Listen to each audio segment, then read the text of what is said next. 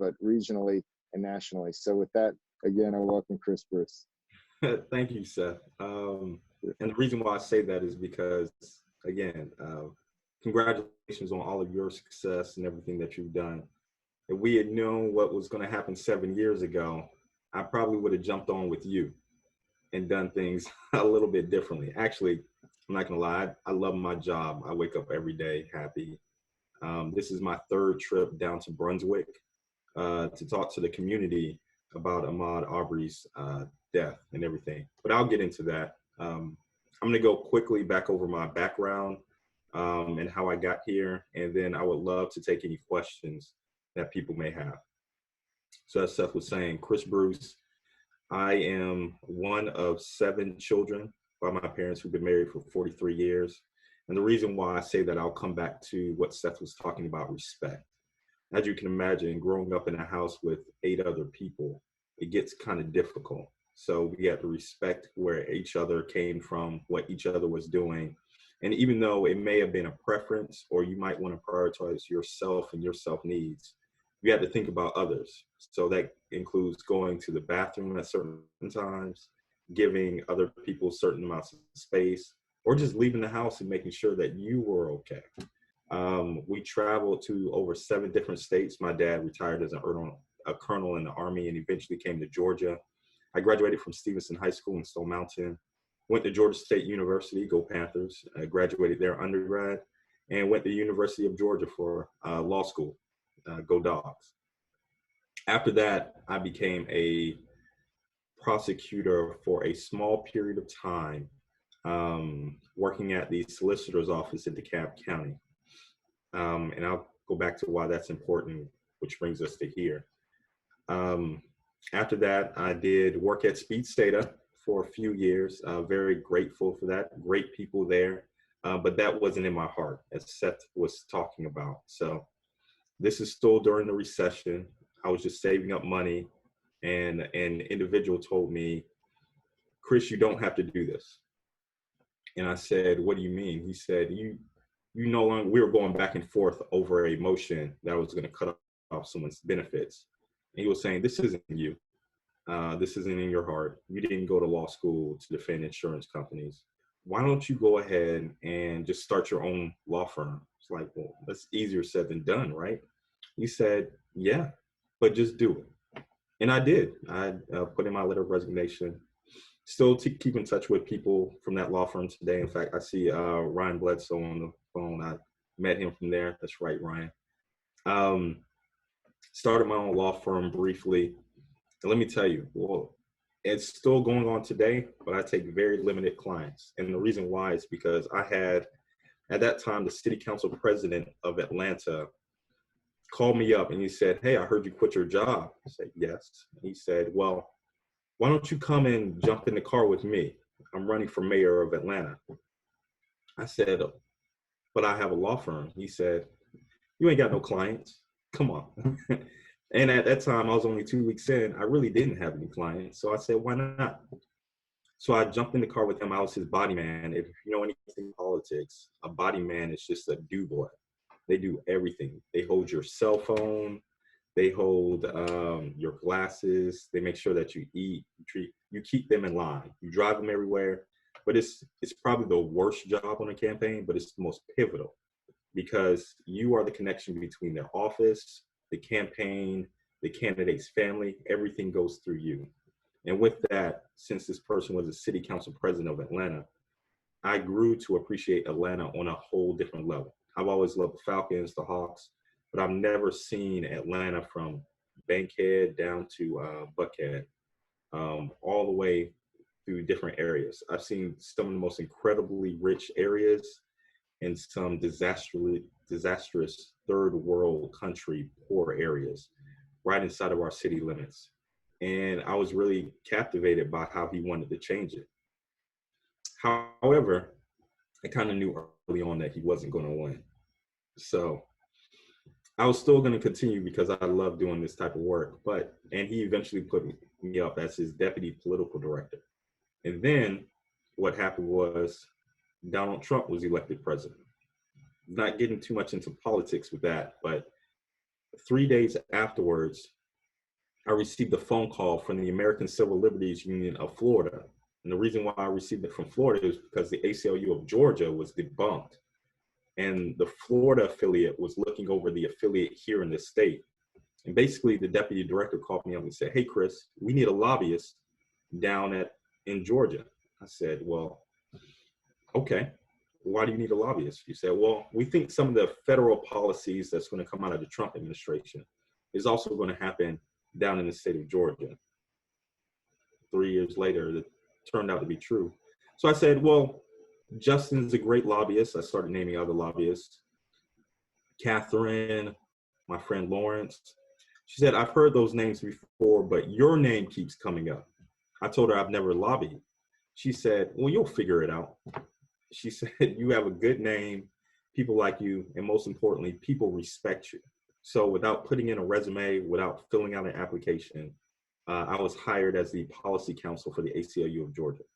I had no idea what I was doing, still trying to figure it out now, but I stuck with it. And luckily I worked under a great executive director, and this is what got me.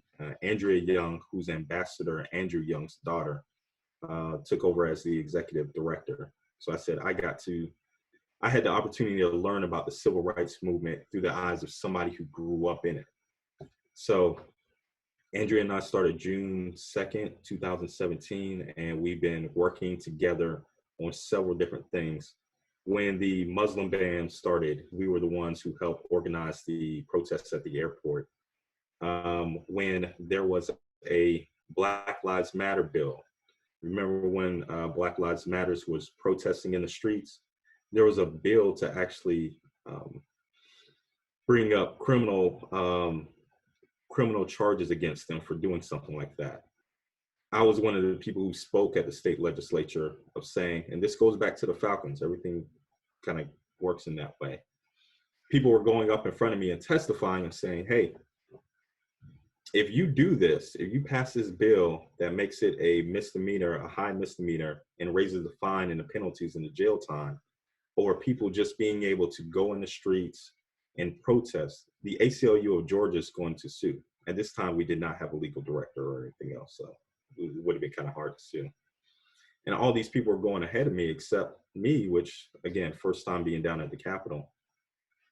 ACLU is going to sue, ACLU is going to sue.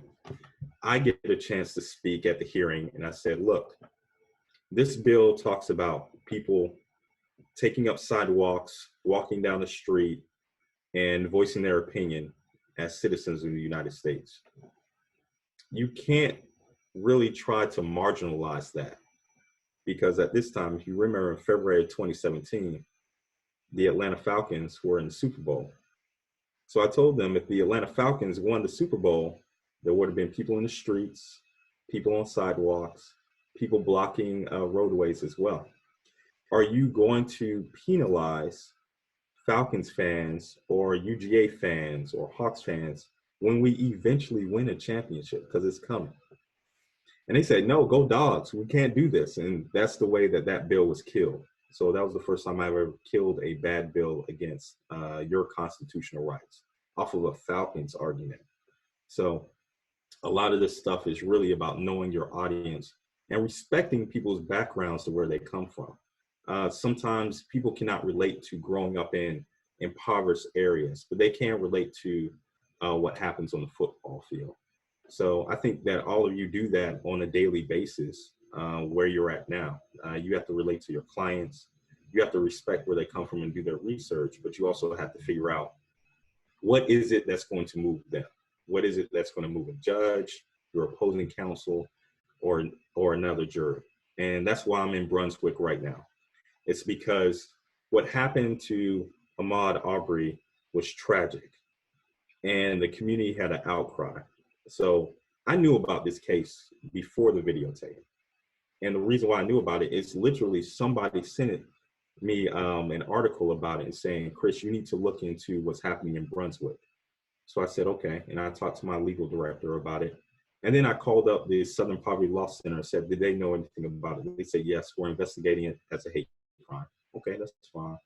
I called up the president of the Georgia NAACP. I said, James Woodall, anything going on here? He said, yes, Chris, we're aware of it, but we're looking into it more. Okay, cool. James calls me back probably about a week later. He said, we're not getting progress. Can the ACLU of Georgia help? Of course we can. But at this time, we were overextended. So I said, this is something that we can't ignore, though. We were already in 3 other campaigns, and we're doing 3 different things. My boss, actually, again, great person, she said, Chris, you can't take on any more work. I said, but I need to take on this. So we put out a statement. We were starting to talk to people in the community, and then the video hits, and all hell breaks loose. And we've been going ever since. So the reason why I'm down in Perry and Brunswick right now, I don't even know where I'm at, Brunswick, Georgia, is because I have meetings set up with commissioners, local pastors, and everything about what we're going to do.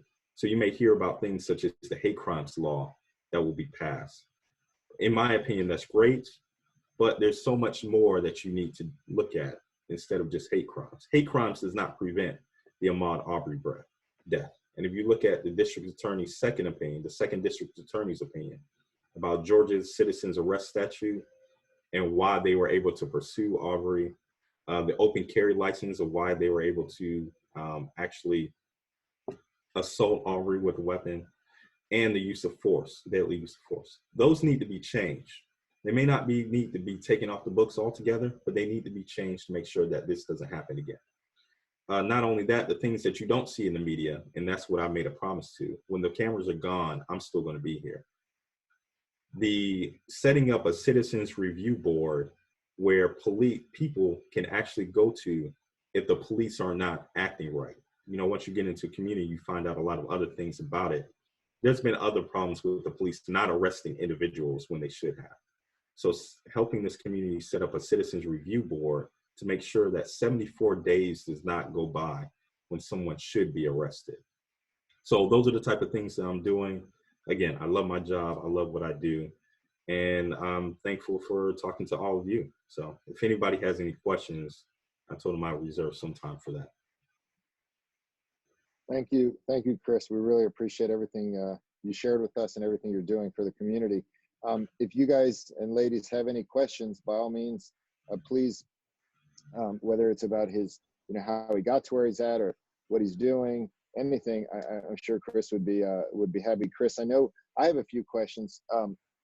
One, for those of us that are either not, they haven't either finished college or they haven't gone to law school, they're not a lawyer, they're not politically active, but they want to make a difference and they want to get involved, in civil rights. How can they do that? So that's a good question, because that's probably the number one question I get most of the time. And all I have to say is really just do it. It's kind of like learning law. You really have to just jump into it and learn it.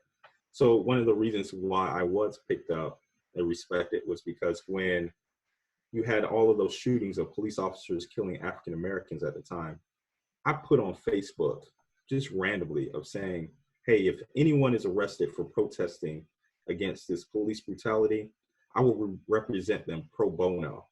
This thing went viral. It had like over 1,000, I think it was over 7,000 likes, like thousands of shares and everything else.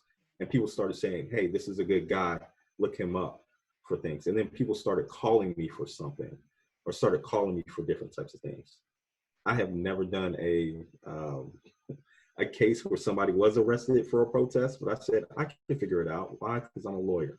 Or I can figure it out because why? I'll just try to figure it out and stumble on the way. My career has not been perfect, but I've always known that I learned from my mistakes.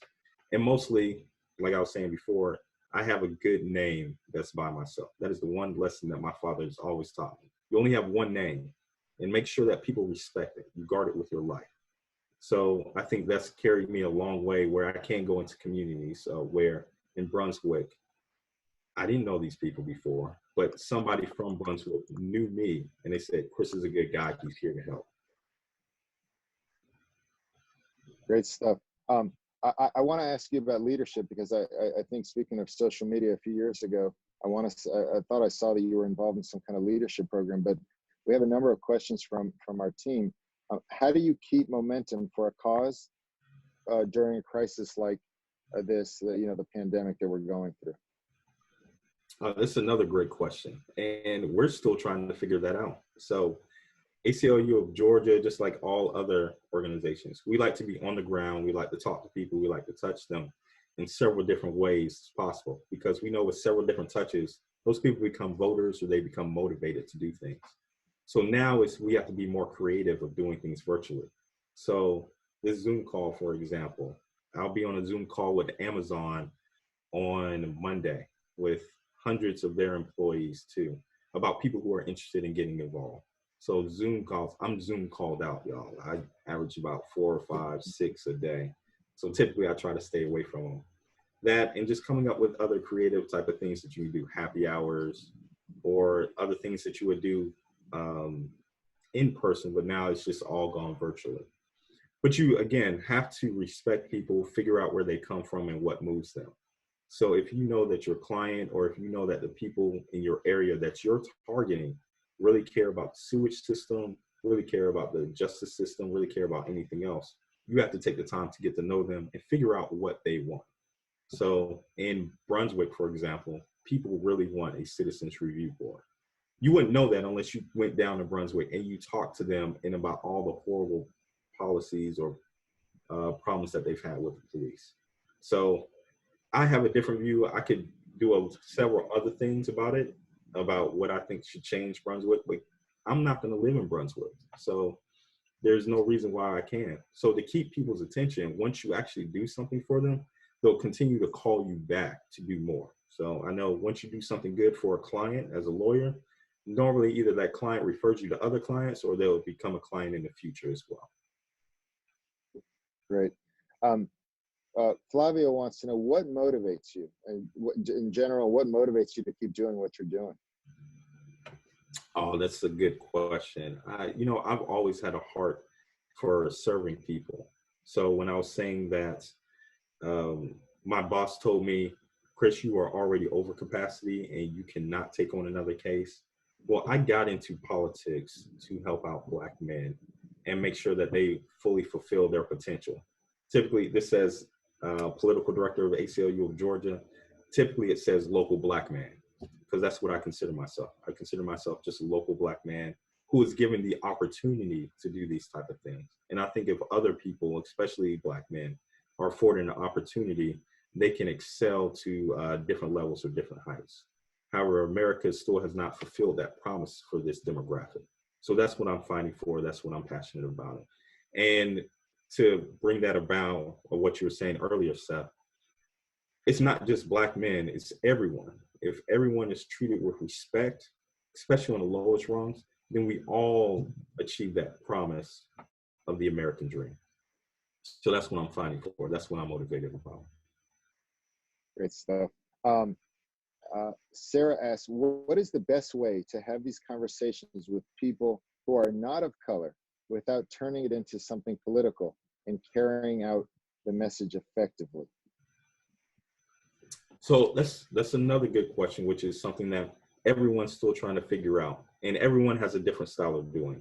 So again, using my lawyer background to it and dealing with different clients in different ways, I would again just try to figure out what it is about them. Typically, when I'm talking to someone, I'm not automatically jumping into the subject matter of what I want to talk to them about.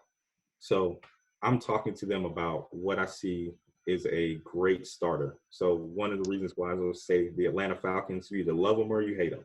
But that's a relation point. It's great to go to UGA where everybody loves the Dogs. And if you don't love the Dogs, you can get off the Zoom now. I don't care if you came from Florida or Alabama, whatever. But see, it's a great talking point where everybody's like, oh, okay, well, this is a great competitiveness. And then either following up that conversation to the next conversation, getting to know this person. Then let's get into the hard issues where we may not agree with. So I always like to start with, it doesn't matter if you're a Democrat or Republican, let's find out what we do agree on. And then from there, we can say, hey, this is good. Let's continue to work towards something. And once you build that trust with them, once you build that respect with them, then you can diverge into what we don't agree with. And then you try to bring it back into what do we agree with what we don't agree with. And that's very helpful with passing legislation. That's very helpful with figuring out what people really need or really want, and it's helpful with figuring out or pushing our agenda as well. Amazing stuff. By the way, I don't know if you can see the chat line, but there's a lot of love and I support for see. what you're doing. Yeah. Chris, talk about leadership. What is your experience? I mean, obviously you're now a leader in the community, but what kind of training, coaching, mentorship, et cetera, have you received that has helped you in leadership, and what does leadership mean to you? Well, typically I've done pretty much everything under the sun when it comes to a leadership program. So New Leaders Council of Atlanta, Urban League Young Professionals, Lead Atlanta. If you haven't done Lead Atlanta or Leadership Atlanta, I strongly recommend it, or another leadership program. But I'll tell you what, I honestly did not learn anything out of all these leadership programs. What I did learn was people, and my network grew tremendously. So my leadership style is really do the work. When it comes down to it, people respect and they follow people who do work. So when there's someone who's saying, we need to draft this paper, I'm saying, I can do it. That's what I'm good at doing. So let me do it. And then everybody else will say, well, Chris, I'll help you with that. Or if someone's saying, like last week, I was just saying, I'm going to Brunswick. And other people were like, well, Chris, can I go with you? Sure, come along. You can drive behind me, you can do whatever. We're setting up a rally. Well, I'll go ahead and, in fact, there's going to be a caravan from Atlanta on Saturday that's going to be coming down here too. Well, guys, I'm already down in Brunswick. I'll help you and greet you when you get here and do the legwork here. So I think people follow people who do work, and not only just do the work, have the results for it. I mean, it sounds to me, Chris, like for you, leadership is about action. Mm-hmm. You know, I mean, just take action, step up, and demonstrate, you know, your leadership through your acts, not your words. I mean, obviously words matter, but Right. you got to get in there and do the work. I'm personally curious, is there for you, as somebody who's protecting all civil rights, is there any challenge at all? Because, you know, the defendants in the Ahmaud Arbery case, you know, they have their own civil rights. They have the right to due process. I'm just curious, is there any like tension or discomfort? I mean, obviously, what happened to Ahmaud Arbery is just totally unacceptable. It's disgusting, and yet these two defendants still have their own civil rights. I'm curious to know how you balance that and reconcile those two. So I'm so glad that you brought that up, and you can tell that you view things in a different way. That's the conversation I'm having with people, especially people on my side, a progressive side, who are saying we want justice. These people need to be killed. They need to be executed and everything else. The ACLU is 100% against death penalties. I am too. In fact, when it comes to a hate crimes law, I'm not exactly the most excited about that either, because it has sentence enhancements too, and mandatory minimums as well, the ones that are currently drafted. I don't think more people need to go to jail. I think there needs to be more sensitivity training in the community. However, if you are a danger to the community, you do not need to be in the community. And going back to this case, if I knew, and I live in Midtown, if a jogger was jogging down Midtown and somebody in a pickup truck with shotguns and handheld guns gunned them down, I don't feel comfortable in my community. And knowing that they went back home for 74 days to sleep in their beds and they were around patrolling like vigilantes, that would be a problem.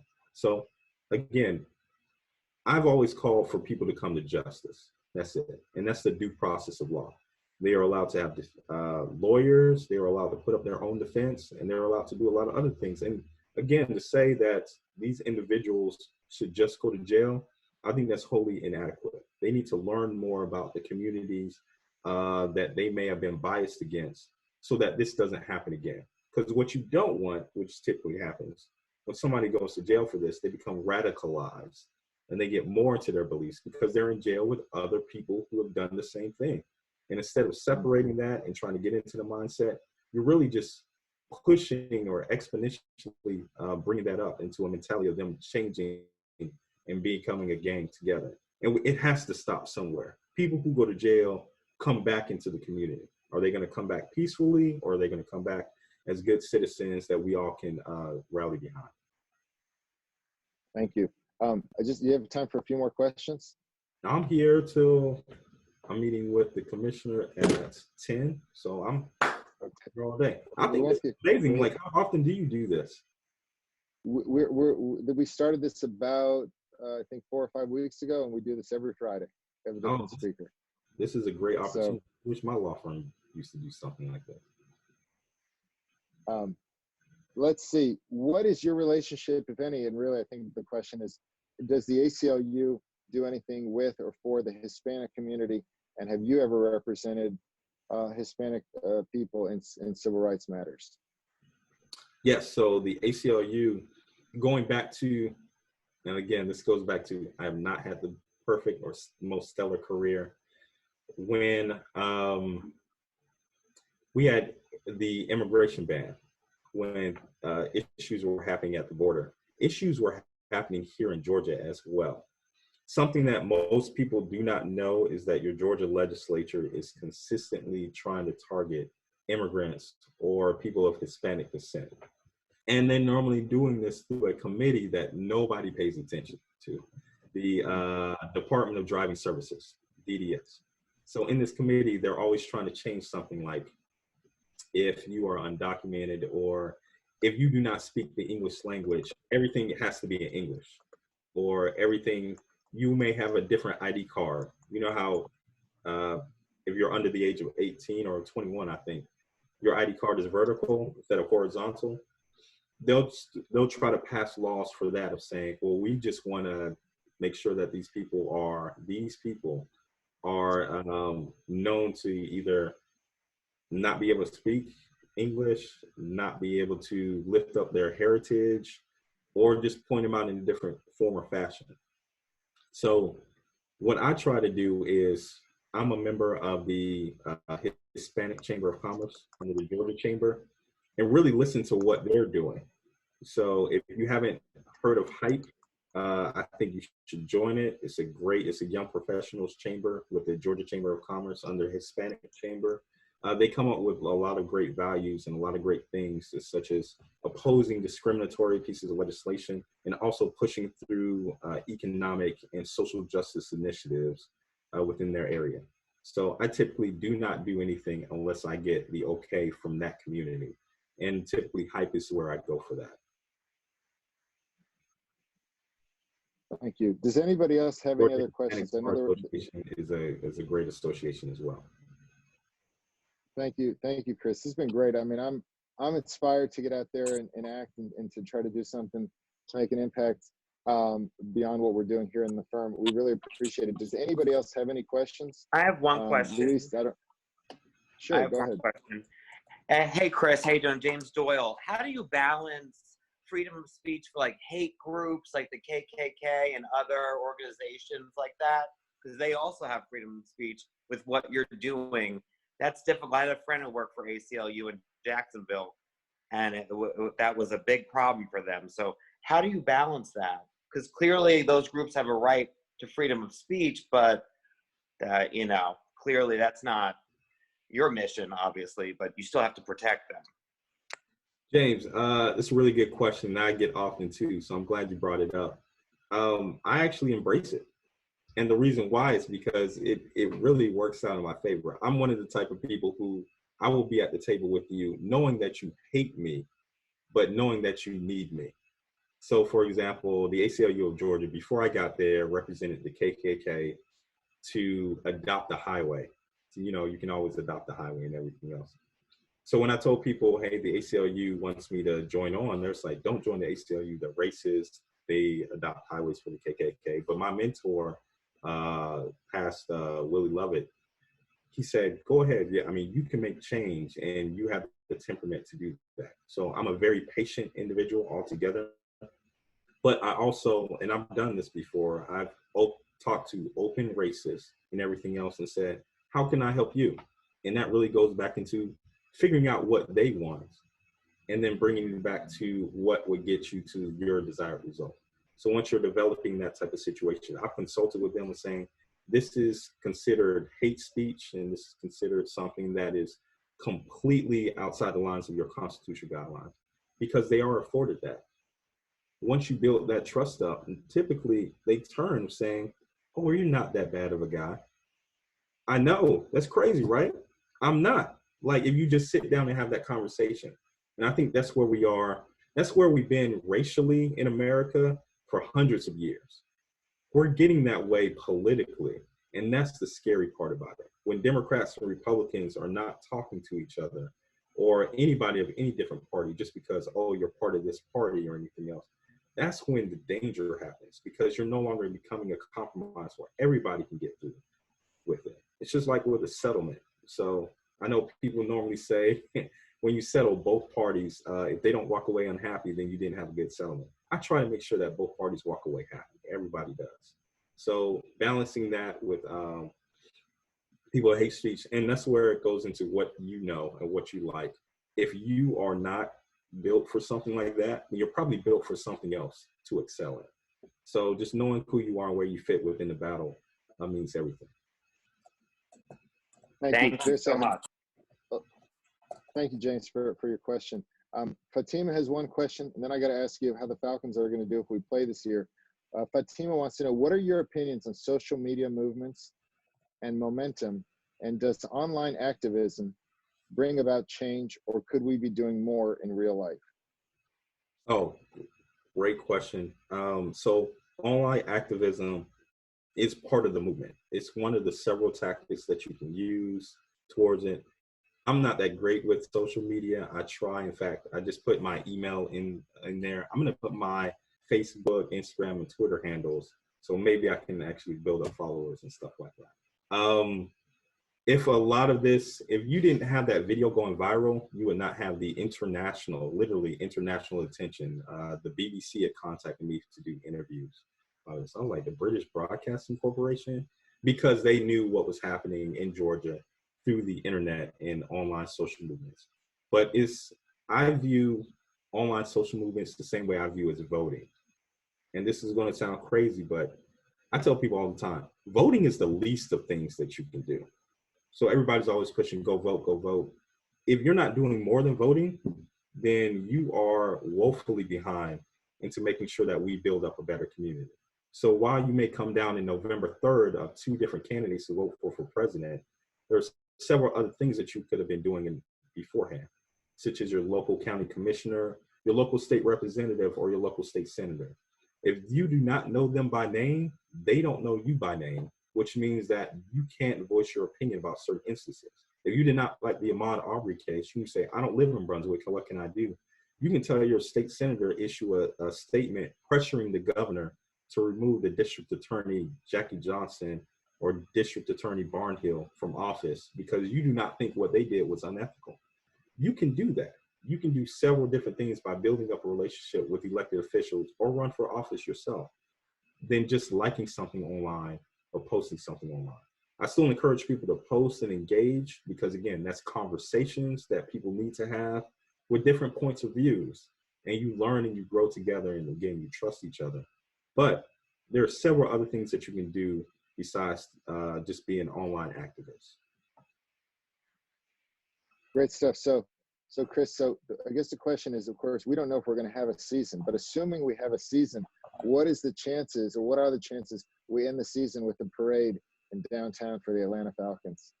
I'm going to tell you the truth, Seth. I was in Houston when all this was happening before, and I was like, let me get a flight because I want to be the first person here to greet the Falcons when they come back with a Super Bowl trophy. And it was the best parade I've ever had. Just all of Peachtree flooded. Everything was wonderful and everything. And I truly believe the Atlanta Falcons won that game. Nobody can tell me anything different. So we'll be going for a second ring pretty soon. That's what I posted that on social media too. I was like, I can't understand how they're going to have these sports games without me being there, because if I'm not there, they're not going to be able to win. We have a great schedule coming up. We're going to beat the Cowboys. We're going to beat the Packers. We're going to beat, I think we might just go 16-0 this year. So just make sure COVID-19 does not stop all that, because there's conspiracy. The Hawks would have gone to the NBA championship. So don't believe it. They were on a run at the time. We appreciate the optimism. All right, well, Chris, thank you very much. This has been huge. What an inspiration you are to all of us, and we appreciate again everything you're doing for everybody in the community. I don't know, Luis, do you have anything to close this out for the week? I just wanted to sum up a couple of things that I heard Chris say that I think are just so powerful. And that's hard work opens opportunities and connections build authority.